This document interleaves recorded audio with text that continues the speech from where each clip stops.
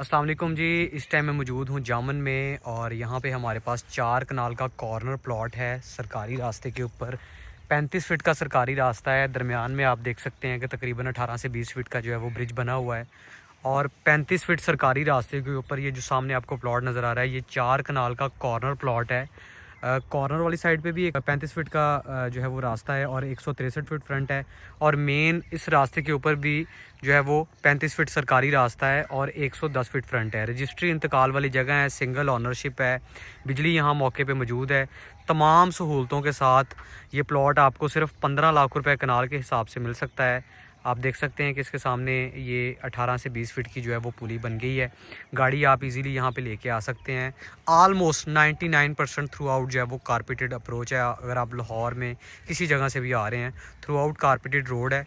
Plot के सामने जो है वो 35 फीट का सरकारी रास्ता है। रजिस्ट्री इंतकाल के साथ ये प्लॉट आपको 15 लाख रुपए कनाल के हिसाब से मिल सकता है। अस्सलाम वालेकुम।